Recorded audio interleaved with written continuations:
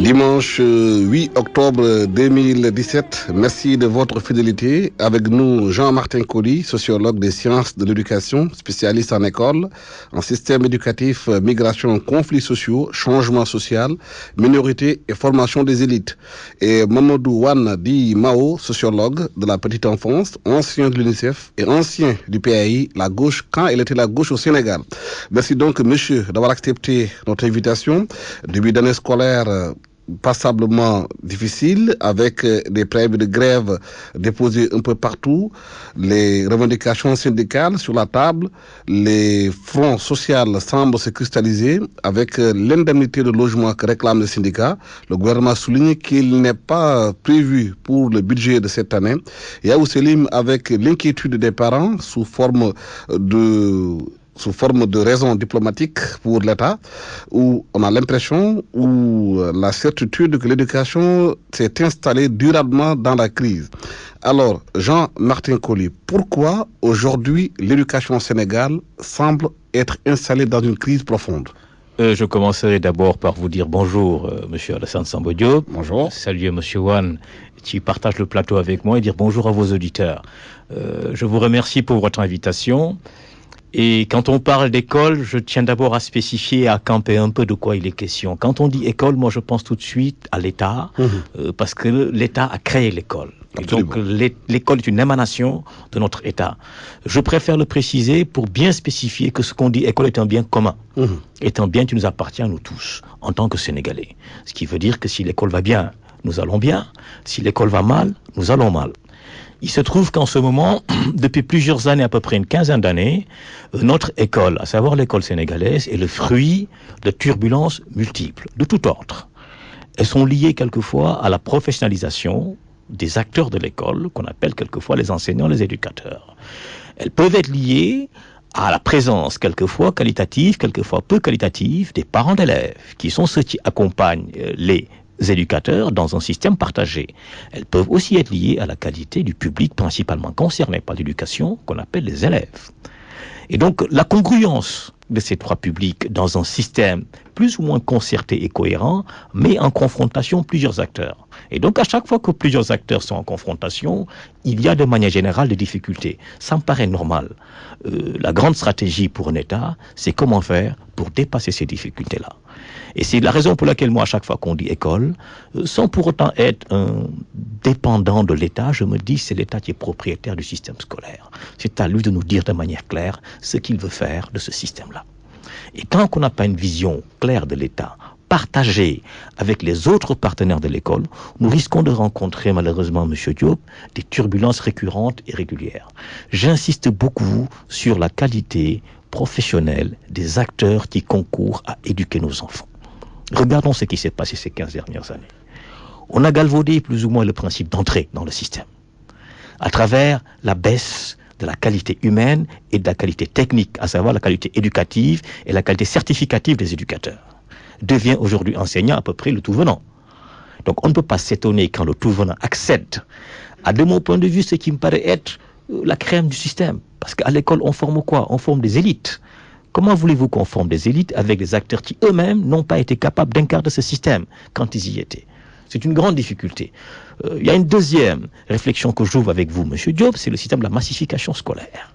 Et quand je dis la massification, nos démographies étant ce qu'elles sont, nous avons une masse extrêmement importante de jeunes candidats à la scolarisation. Et quand on dit dans nos pays école pour tous, école obligatoire, école de la réussite, ce sont certes peut-être des slogans, mais moi je les prends comme des réalités. Parce que l'école, c'est l'éducation du peuple. Et c'est à travers l'école qu'on forme ce que nous sommes aujourd'hui, à savoir des citoyens. C'est la raison pour laquelle on a dit école pour tous. C'est la raison pour laquelle quand on dit le ministère, on dit le ministère de l'Éducation nationale, à savoir le ministère qui nous éduque à la nation. C'est à travers l'école que nous devenons, M. Diop, des citoyens sénégalais. Et donc il y a une sacralité. Et là-dessus, je pense que ça a été galvaudé. Et donc, oui, on est en difficulté. Oui, M. Wan, beaucoup estiment qu'aujourd'hui, quand le gouvernement passe son temps à parler de plan Sénégal émergent, mais ce qu'il faut au Sénégal, c'est un plan Sénégal éducation. Mettre les moyens énormes dans l'éducation nationale, dans tous les domaines, pour former des Sénégalais et développer le pays. Je voudrais d'abord, à l'entame de notre émission, que je salue. Je salue d'abord aussi les auditeurs. Je vous remercie pour m'avoir invité. Je vous en prie.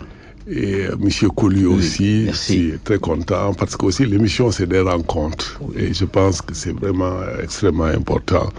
Et quand je dis rencontre, je touche déjà le cœur de l'éducation. Une des missions de l'éducation, c'est des rencontres qui peuvent se poursuivre.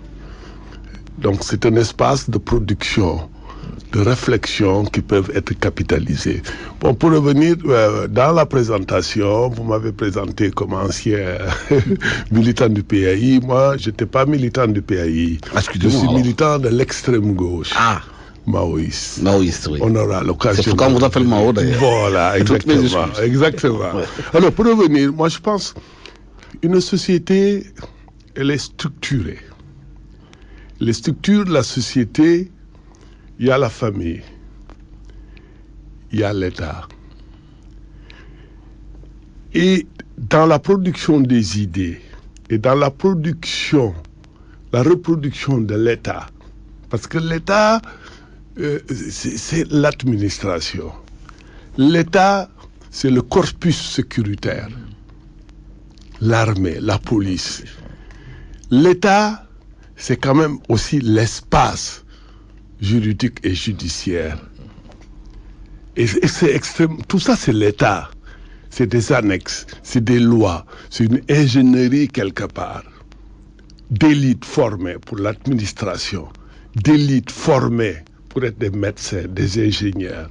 Et la grande masse, et ça, l'éducation n'a pas pour fonction uniquement de produire des élites techniques, des élites intellectuelles.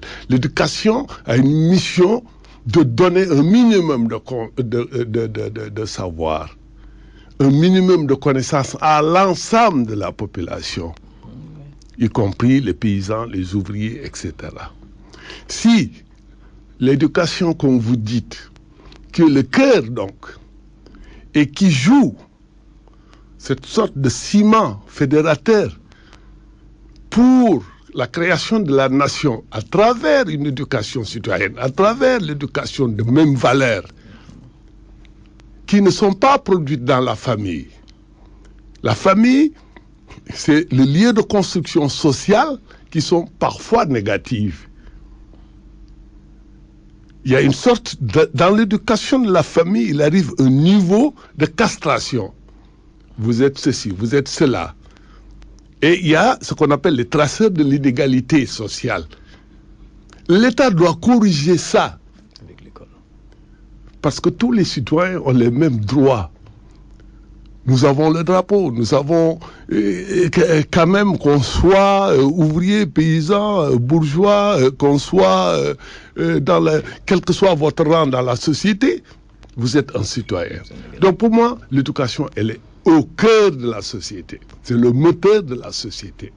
Or, comme vous dites, si aujourd'hui, parce que c'est un champ où il y a ce qu'on appelle, c'est une zone de turbulence. C'est normal, parce qu'une société est tirée par le changement. Le changement peut être positif ou négatif. Mais le moteur de la société, c'est le changement. Absolument.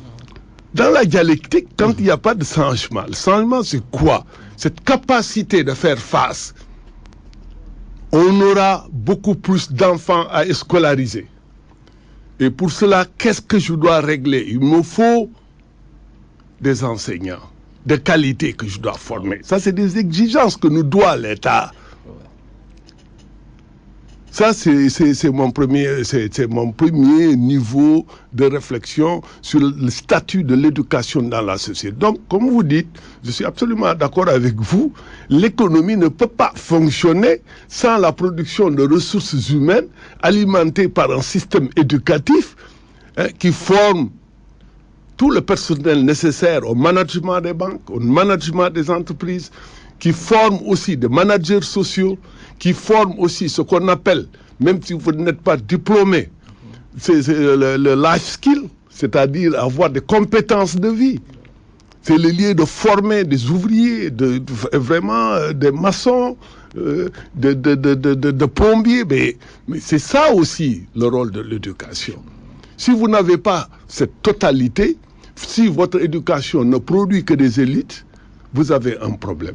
Si l'éducation s'est massifiée, si vous n'avez pas fait les constructions nécessaires, parce que c'est un environnement, je regrette, vous ne pouvez pas éduquer dans un environnement qui ne soit pas un environnement de qualité. Si moi je quitte ma maison pour aller dans l'espace éducatif qui est l'espace de l'État, je regrette, je ne peux pas accéder à des toilettes. C'est un problème. Si je suis là assis à 4, les tables bancs, c'est un problème. Si nous sommes en surcharge, c'est un problème. Donc pour moi, l'environnement scolaire participe.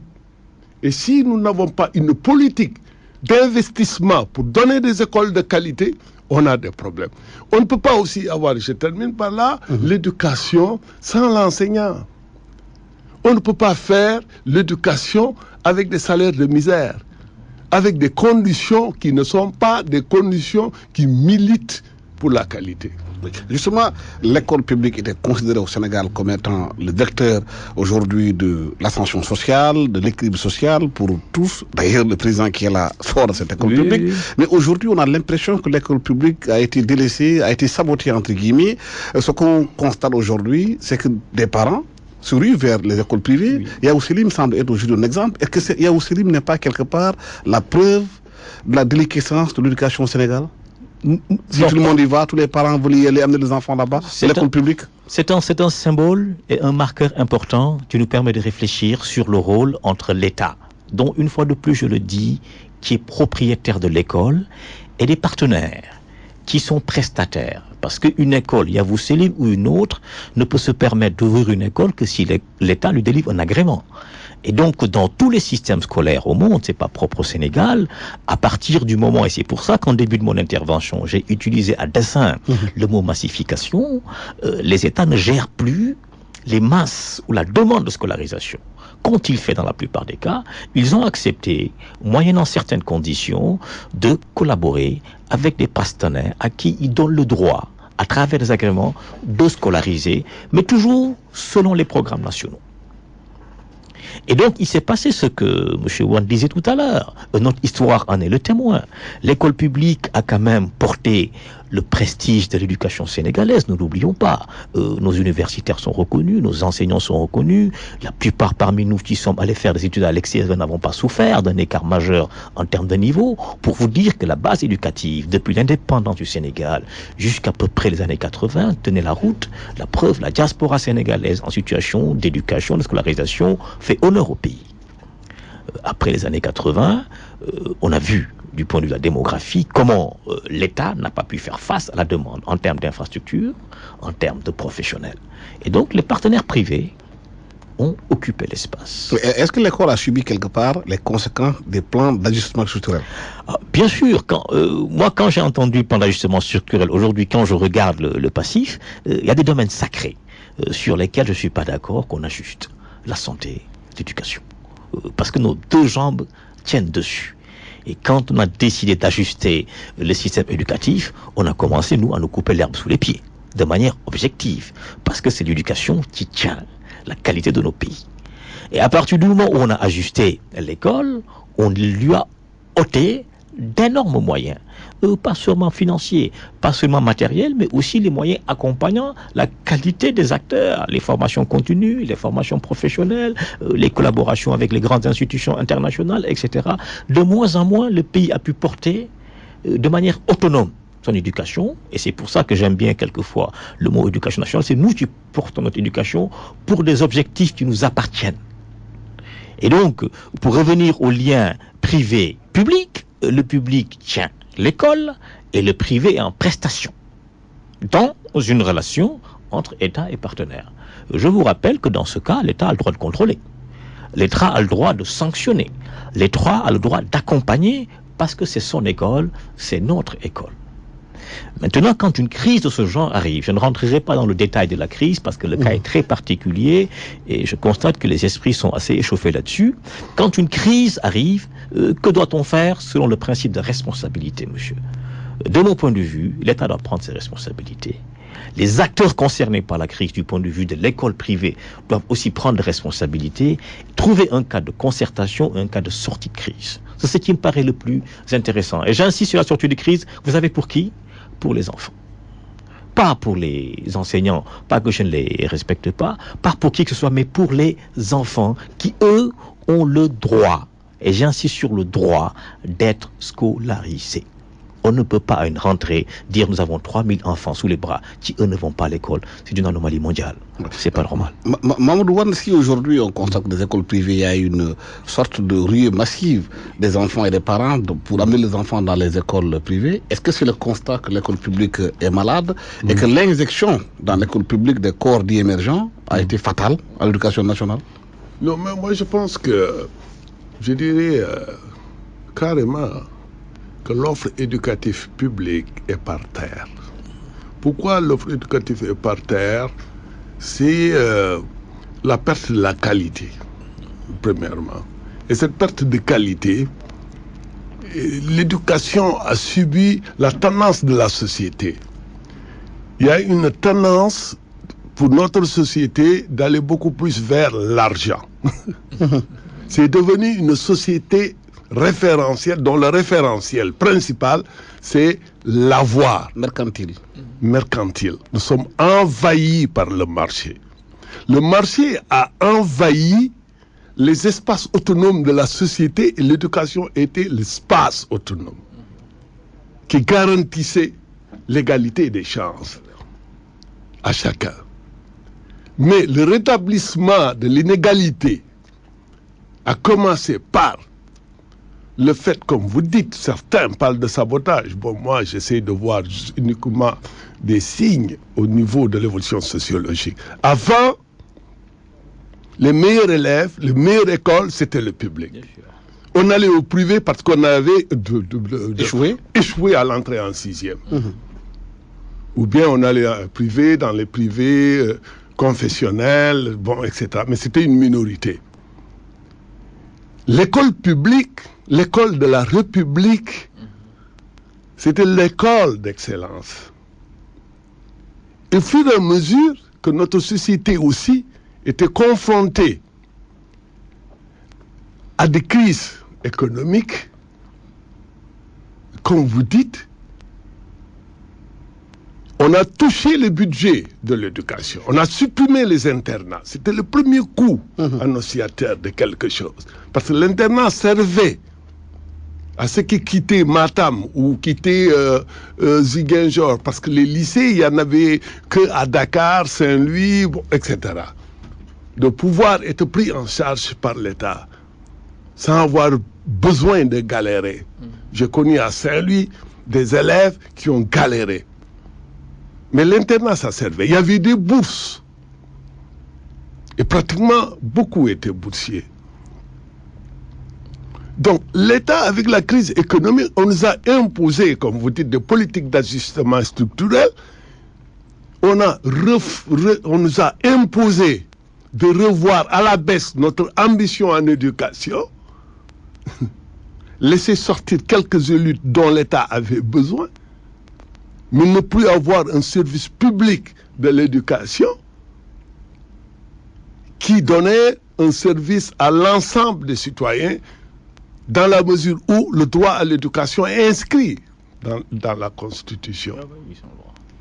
Alors donc pour moi, ce qui s'est passé, c'est une évolution vers une société hyper sélective qui sélectionne par l'argent. Et finalement, on ne contrôle plus. Vous avez l'argent, vous n'avez pas le niveau, mais vous pouvez vous inscrire. C'est ça, la dégradation de la qualité a commencé par ça. Donc pour moi, les politiques d'ajustement structurel, le fait de ne pas exiger des diplômes et une formation de qualité, le fait d'avoir insufflé dans le système éducatif un personnel qui n'avait pas les capacités de l'encadrement pédagogique ont contribué. Mais ça, c'était des objectifs. 80% ne doivent avoir que le niveau à la limite du certificat d'études.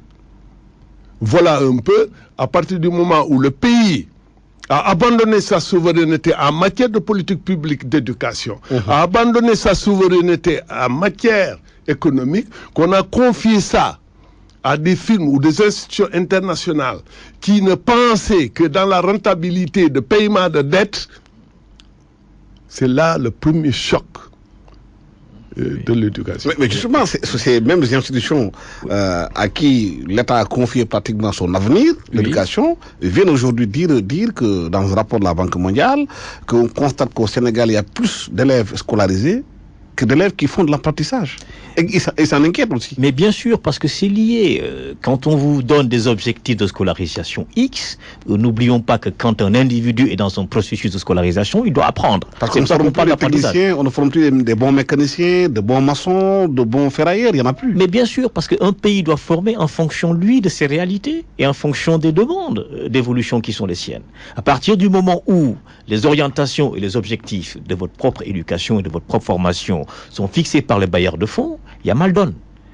Entre ce que le bailleur veut, le bailleur, n'oublions pas, et c'est pour ça qu'on parle de bailleur, il met son argent, et quand quelqu'un met son argent, de ce point de vue-là, il n'y a pas de sentimentalisme, il veut en avoir aussi pour son argent. C'est pas le cas de l'État, et c'est pour ça que, quand on parle d'école, moi je dis toujours les questions d'argent ne doivent pas participer de ce système-là. Il n'y a pas de dépenses suffisantes pour un système éducatif parce qu'il est question de notre avenir. Et donc l'école doit être construite sur la base de nos besoins d'aujourd'hui, intégrée dans un plan stratégique pour demain. Sinon, on ne tiendra pas debout, on ne tiendra pas la route. Et c'est ce qui nous arrive aujourd'hui. Il y a de grandes déconnexions entre ceux qui ont mis de l'argent pour soi-disant soutenir nos systèmes éducatifs et nos propres besoins en matière de formation et d'éducation. Nous avons une grande demande de formation globalement dans ce qu'on appelle les artisans. À Bac+2 globalement, pour construire nos maisons, pour faire nos meubles, voilà, pour faire un peu la climatisation, etc., etc.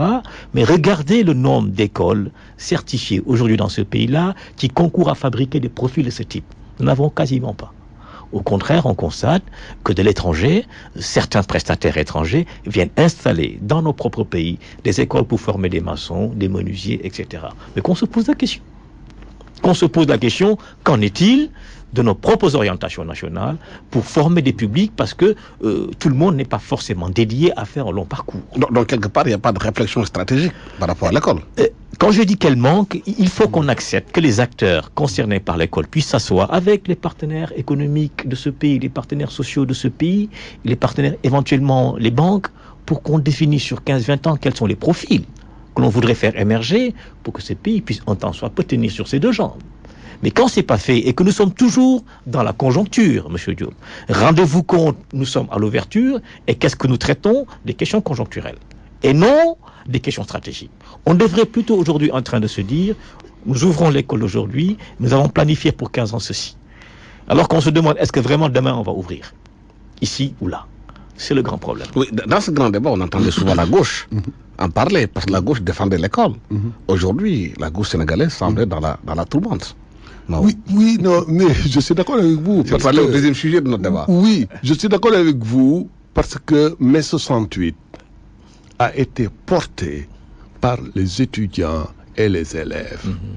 Nous avons porté un projet qui anticipait la capitulation de nos dirigeants politiques par rapport à l'éducation. Nous avons dit, on ne peut pas avoir un projet d'éducation qui soit un projet émergent, entre guillemets, comme vous le dites, si nos valeurs culturelles, on délaisse nos langues nationales. On a porté le combat qu'on n'acceptait plus que l'éducation soit portée à l'époque par des expatriés. On a porté le combat la gauche a porté le combat que tous les élèves issus des milieux défavorisés soient pris en charge par l'État. Donc on continue cette politique sociale. Donc la gauche, ce qui a fait sa force, d'ailleurs la gauche, quand elle a perdu sur le plan politique, les gens s'est repliés dans l'éducation. Les syndicats les plus actifs jusqu'à présent, il y a ce que j'appelle aujourd'hui le désarmement, une sorte de capitulation des syndicats devant le gouvernement et devant le patronat. Il n'y a qu'un secteur encore dynamique qui porte le combat de la gauche ce sont les syndicats d'enseignants. Mais sur le plan politique, aujourd'hui, c'est la lutte des places. Oui. À la place de la lutte des classes. Oui, c'est à mon avis, c'est Comme le dit Amadouka. Oui, mais à mon avis, c'est plus compliqué que ça. C'est quoi? La gauche, d'abord, n'a jamais été une gauche homogène. La gauche, il y a eu deux courants historiques de la gauche. La gauche PAI, historique, qui a continué, mais qui a éclaté et qui a donné des produits comme le PIT, la LD, qui s'est atomisé, alors que le PAI était porteur d'un projet de gauche fédérateur. Et ensuite, après, la gauche post-68, avec le mouvement maoïste-trotskiste, qui a donné quelque part des organisations comme AGI. Je donne des exemples pour qu'on puisse se retrouver. La gauche, d'une manière générale, a connu une dynamique sur le plan international avec les luttes de libération. Mais aujourd'hui, il semble capituler face au capital. Non, il semble effectivement que... Non, c'est-à-dire c'est l'hégémonie du marché, globalement. L'Union soviétique est tombée. La Chine, même si elle reste encore communiste de nom comme ça, mais la réalité, elle est beaucoup plus capitaliste avec la victoire de Deng Xiaoping, qui a théorisé, à mon avis... qu'un chat soit noir ou gris, bon, etc. C'est la droite du Parti communiste chinois qui est allée vers... à mon avis, ce qu'on voit aujourd'hui. Donc pour moi, la gauche au Sénégal, il faut voir que une partie de la gauche, en acceptant d'aller avec ce qu'on appelle, par exemple, mettre comme contradiction principale la construction de la nouvelle démocratie, accepter le parlementarisme bourgeois, accepter de ne plus être créatif au niveau politique, accepter d'abandonner les luttes pour effectivement, je ne dirais pas la lutte des classes, mais pour aller vers je ne dirais pas la dictature du prolétariat, mais on a abandonné le champ politique aux classes aujourd'hui qui travaillent avec le capital international. Mais justement, est-ce qu'aujourd'hui, ce qu'on voit avec la gauche sénégalaise n'est pas la résultante d'un certain pragmatisme, puisque Moscou est tombé, la Bastille chinoise est plus à droite qu'à gauche? Donc, c'est-à-dire que c'est dans l'histoire du monde. Le monde est fait de bouleversements et de changements réguliers et réguliers. Il y a des années où ce qu'on appelle la gauche sénégalaise, qui était connectée avec la gauche mondiale, l'Union des républiques soviétiques était un des points forts. N'oublions pas Cuba, qui a joué un rôle extrêmement important. La Chine, qui a joué un rôle extrêmement important. C'était l'époque des indépendances des pays africains. La plupart des partis qui ont porté nos indépendances étaient des partis de gauche. Et quelque part, les financements venaient de ces pays pour aider la gauche à tenir. Justement. Aujourd'hui, le cordon ombilical est coupé. C'est pour ça que je vous dis que c'est l'histoire du monde. Il s'adapte. L'histoire du monde étant ce qu'elle est, les tendances dominantes et majoritaires, avec l'économie libérale qui s'est globalisée, nous sommes de plus en plus dans des espaces de libéralisation de l'économie. Et quand on parle d'école aujourd'hui, l'une des crises majeures de l'école, c'est qu'elle s'est libéralisée. D'où les systèmes des écoles privées, qui est devenu quelque chose d'important. Donc, de ce point de vue-là, la gauche est retrouvée de plus en plus majoritaire. N'oublions pas que dans l'histoire de la gauche, les luttes syndicales participent de l'histoire de la gauche et elles ont porté pendant très longtemps les combats pour l'égalité des citoyens, l'égalité des hommes et des femmes, pour avoir un accès plus ou moins égal aux droits.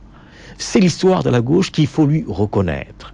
Il se trouve qu'aujourd'hui, très peu de pouvoirs qui dirigent ce monde à travers les grandes puissances et en Afrique se revendiquent ouvertement de la gauche. Prenons le Sénégal. Le premier parti à diriger ce pays était d'obédience socialiste. Qu'il ait pratiqué du socialisme ou pas, c'est un autre débat, mais j'ai bien dit d'obédience. Au fil du temps, le second parti qui a dirigé ce pays est libéral. Celui qui est aujourd'hui au pouvoir, on s'est dit un mix entre un social et un libéral qui ne dit pas son nom, mais c'est une tendance globale et mondiale. Et donc la gauche est de plus en plus acculée, elle va se retrouver de manière globale comme portion congrue, mais ce qu'on peut retenir d'elle, qu'on doit pouvoir continuer à utiliser ses idées. qui nous aide à avancer, qui nous aide à construire un monde égalitaire où tout le monde puisse trouver sa place. Et moi, c'est ce que je retiens de l'histoire de la gauche. Que ce soit la gauche sénégalaise ou bien la gauche globale. Mais est-ce qu'elle a pu résister au pouvoir de l'argent au Sénégal? Ça va être difficile parce que nous sommes dans un monde libéralisé, dans un monde libéral. Et quand on dit pouvoir de l'argent en a besoin pour certaines fonctionnalités. Ça, c'est important. Il se trouve qu'aujourd'hui, M. Wan l'a dit tout à l'heure, quand on regarde les signes de prestige, et c'est pour ça que les valeurs sont importantes. Les enseignants en sont quelque part victimes. Mes parents sont enseignants. Il y a 40 ans, un enseignant, vous le savez autant que moi, M. Wan, jouissait d'un certain prestige. Aujourd'hui, on fait un petit sondage, rentrer dans une salle de classe, à l'école primaire, demander à ces jeunes garçons et filles qui veulent être enseignants. Vous risquez de ne pas avoir de doigts qui se lèvent. Hein. Et ils vous citeront des professions ostentatoires de par l'argent qu'ils étalent. Certains vous diront lutteur, d'autres vous diront rappeur, d'autres vous diront moi je voudrais être banquier, ainsi de suite. Donc ça veut dire qu'il y a une inversion des valeurs qui auparavant portaient les professions. Mais est-ce qu'il y a une résistance à cette inversion des valeurs? Qu'est-ce qu'il faut pour justement que ces valeurs ne soient pas inversées irrémédiablement?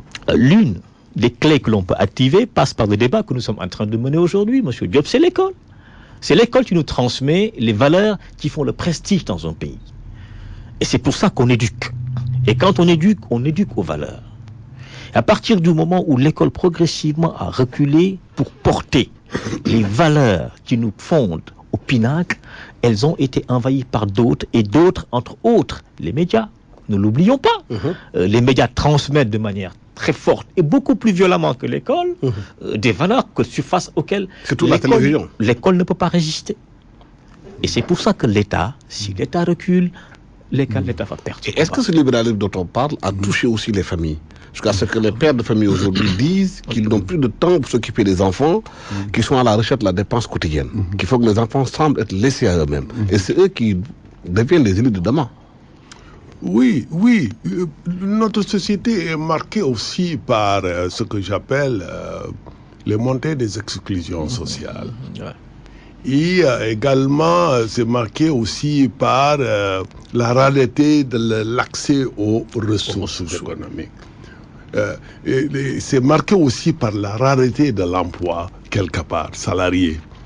Donc, combiner ces trois facteurs, on est dans un système, parce que ce qu'on oublie, le système libéral, c'est un système formaté pour avoir tout le temps des crises structurelles.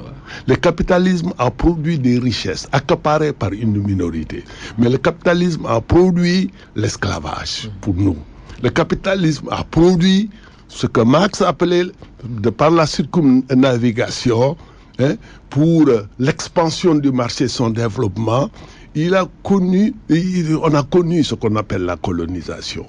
Et le capitalisme nous a légué de manière structurelle les inégalités. Aujourd'hui, quand on regarde la société sénégalaise et les politiques, ce qui tire le plus bénéfice de nos ressources, c'est le capital étranger, financier, qui domine aujourd'hui le capital industriel. Aujourd'hui, français et marocain au Sénégal? C'est clair. C'est les banques françaises. Les banques marocaines. Les banques marocaines qui sont aussi dominées par les banques américaines, etc.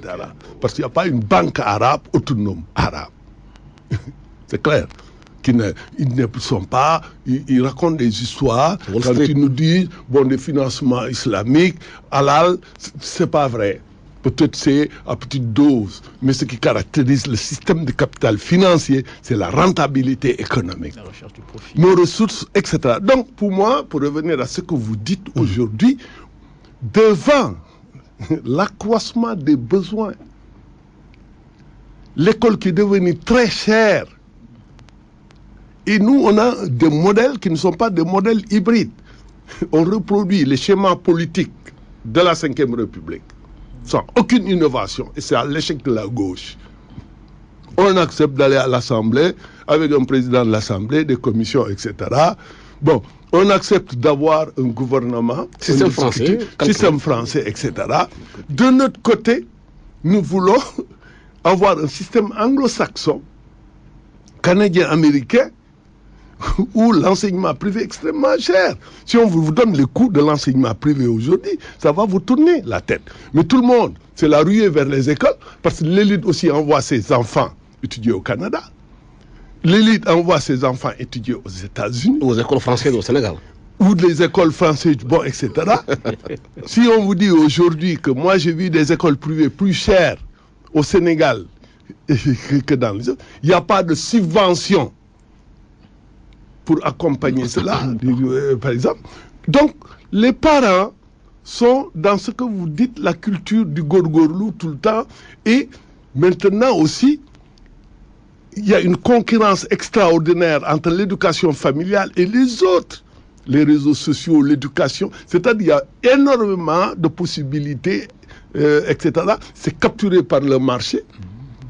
L'éducation à travers les réseaux sociaux, etc. Donc, pour moi, la plupart des parents n'ont plus la maîtrise de l'éducation de leurs enfants. C'est une évolution, comme je disais, il y a le changement qui peut être positif comme négatif. Et je voulais terminer pour juste dire sur cette question également, parce que pour revenir à la gauche, ce n'est pas seulement quelques individus, ou bien ce que j'appelle la gauche qui s'est embourgeoisée, qui a capitulé, etc. Mais la gauche aussi, non, il faut voir la gauche aussi à travers le stock d'idées. C'est un courant.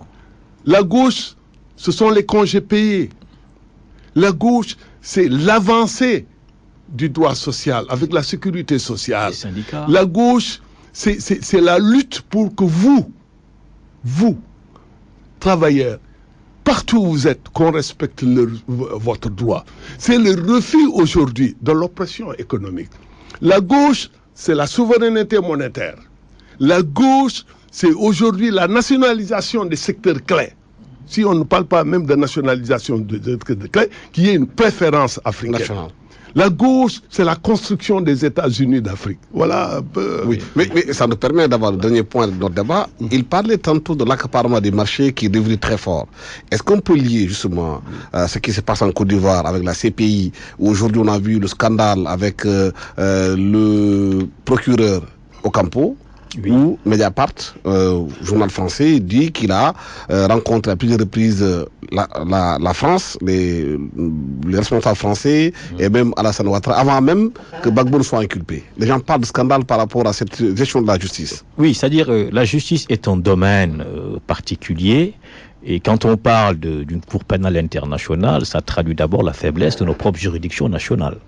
La deuxième chose que je vous ai dit en préalable à cette question-là, c'est que nous sommes aussi dans le domaine des relations internationales. N'oublions pas que dans le monde aujourd'hui, l'histoire des relations internationales nous a montré que les relations internationales sont des relations iniques. Et j'insiste sur le mot inique, à savoir dénuées totalement d'éthique. Les rapports de force. De force et de domination. Donc, quand on regarde les grandes juridictions internationales, j'entends les débats ces derniers temps, les pays africains se plaignent souvent d'être un peu les cibles principales de ces grandes juridictions. C'est les premiers à avoir signé aussi. Hein? Oui, mais moi je vous dis, M. Diop, regardons ailleurs. Qui finance ces grandes juridictions internationales? Parce que la clé, elle est là. La clé est dans le financement des organisations internationales. Et vous comprendrez très bien, depuis les grands tribunaux, et quand on reprend l'histoire du monde, Nuremberg, le tribunal de Tokyo, l'ex-Yougoslavie, le Rwanda, aujourd'hui la Côte d'Ivoire, ce sont à peu près les grandes puissances internationales qui ont financé ces tribunaux. Pensez-vous sérieusement, M. Diop, que ces grandes juridictions vont être financées par des pays étrangers et condamner leurs propres concitoyens? Est-ce que la question de fond, c'est quand Laurent Gbagbo a décidé de s'opposer aux intérêts français en Côte d'Ivoire, qu'on a décidé de lui faire la tête? Le déclenchement, il y a un calendrier extrêmement clair en Côte d'Ivoire par rapport à la chute de Laurent Gbagbo. Nous étions à quelques mois de la fin de son mandat. La première question qu'il faut se poser, c'est pourquoi ne sommes-nous pas allés à la fin de son mandat? Ça me rappelle par ailleurs l'histoire de Sassou Nguesso et de Lussuba au Congo. C'est à peu près le même timing. On va aux élections, avant l'élection, on déclenche un processus. Donc l'élection étant ce qu'il est, Gbagbo dans son mandat s'est clairement opposé, je crois, aux intérêts français. Il s'en est pas caché, il l'a dit.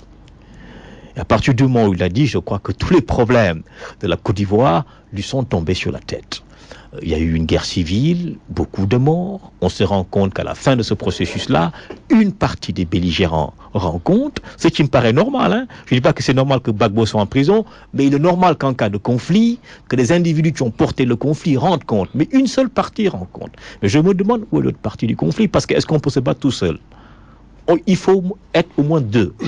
Je me demande où est la deuxième partie qui a été concernée par ce conflit et qui aujourd'hui est tranquillement au pouvoir. Et c'est pour ça qu'on parle de justice des vainqueurs.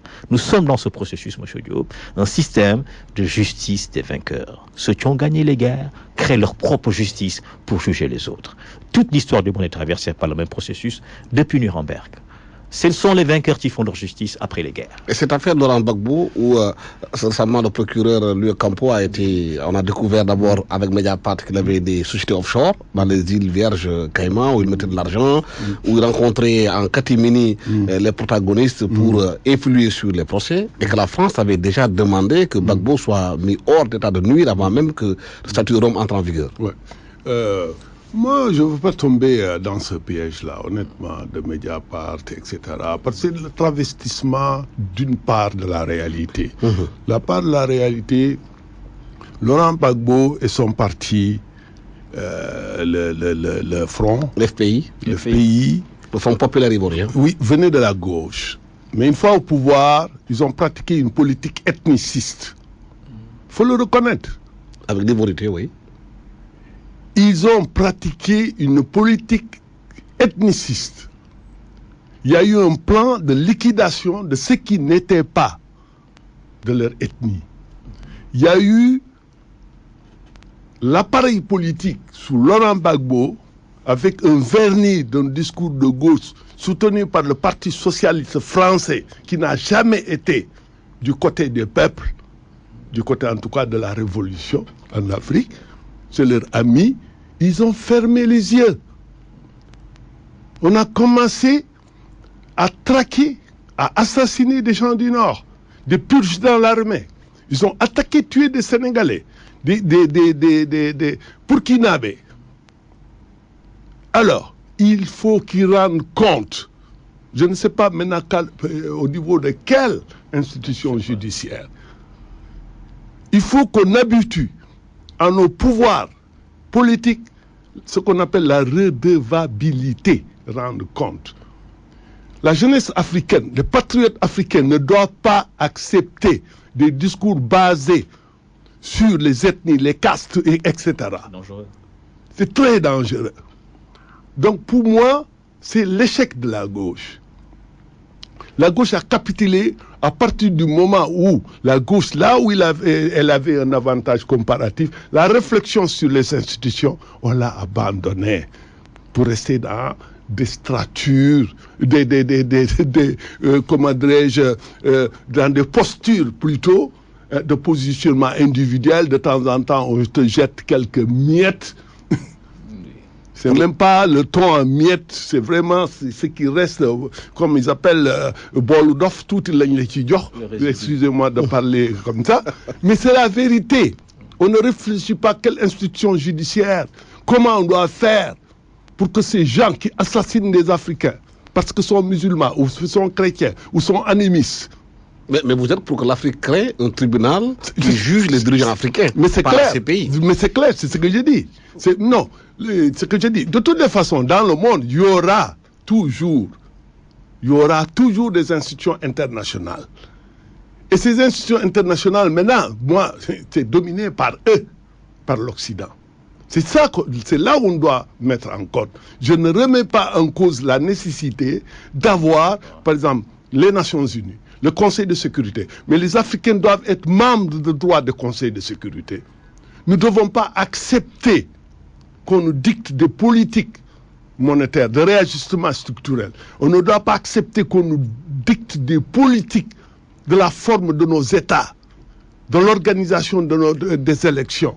Mais en contrepartie, nous devons aussi proposer au monde un nouvel humanisme politique basé sur le respect des droits et qui soit à contenu africain.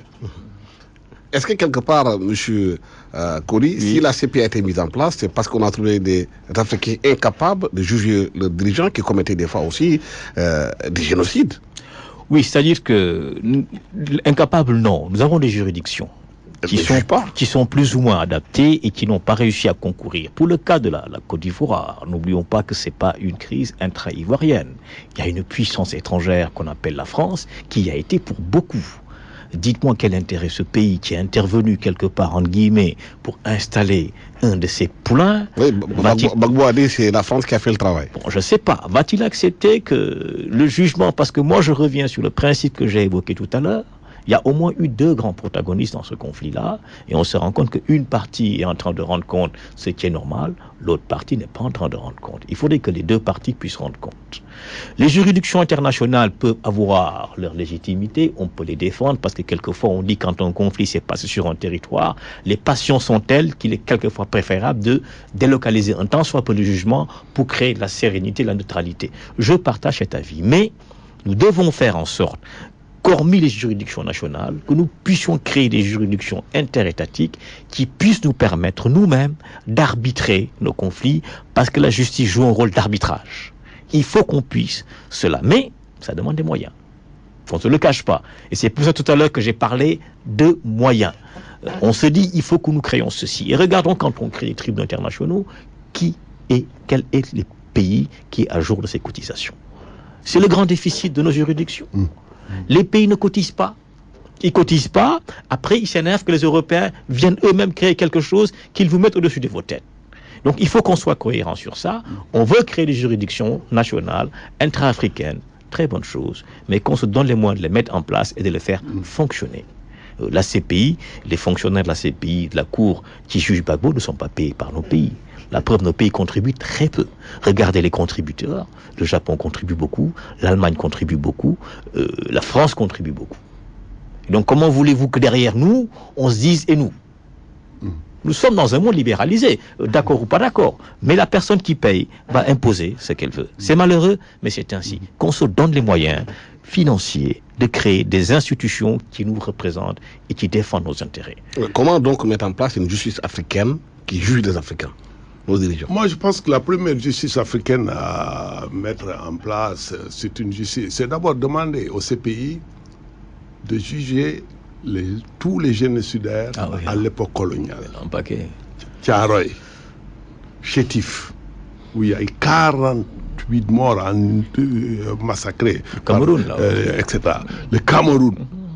C'est-à-dire, à mon avis, c'est pourquoi je suis d'accord avec ceux qui disent qu'on utilise uniquement le CPI contre les Africains. Parce que pour moi, l'histoire, eux, aujourd'hui, qui sont les détenteurs de la bonne conscience mondiale, qui nous donnent les indicateurs de bonne gouvernance et de démocratie, qui jugent certains Africains, qui doivent être jugés. Un criminel, qui soit africain ou européen, il doit être jugé, il doit être rendu compte. S'il ne rend pas compte ici, il rendra compte à Dieu. Mais par contre, nous, notre combat, et c'est là où la gauche a failli, c'est de porter le combat contre la colonisation française. C'est de porter le combat contre l'esclavage. Il y a eu des millions de morts. Et ça, l'Afrique a connu un génocide. Et personne n'en parle. Et aujourd'hui, nos États, et c'est là où je parle de déficit de leaders, personne ne porte le combat. Ils sont tous contents d'être invités par Trump. D'aller là-bas, ils sont filtrés à l'entrée. Vous devez rentrer. Vous ne devez pas rentrer. Ils ont oublié ce que les États-Unis ont fait aussi, à mon avis. Donc pour moi, il faut qu'on ait des dirigeants capables aujourd'hui de porter la défense de l'Afrique, capables de dire à ces gens-là de rendre compte aussi. Même si ce n'est pas pour condamner qui que ce soit, mais moi je refuse, en tant qu'homme de gauche, en tant que Sénégalais tout simple, en tant qu'Africain tout simple, qu'on solde pour perte et profit ce qui s'est passé à Thiaroye, ce qui s'est passé partout, comme génocide du colonialisme français et autres. Le temps que nous avons parti est terminé. Merci infiniment à Mao Wan Di Mamoudou Wan di Mao, sociologue de la petite enfance, ancien de l'UNICEF et ancien de la gauche maoïste, il faut bien le préciser. Merci aussi à Jean-Martin Coly, sociologue des sciences de l'éducation spécialisé en école, système éducatif, migration, conflits sociaux, changement social, minorité et formation des élites. Au micro, Alassane Samba Diop, à la technique Abdoulaye Diop. Excellent dimanche à tous. 11h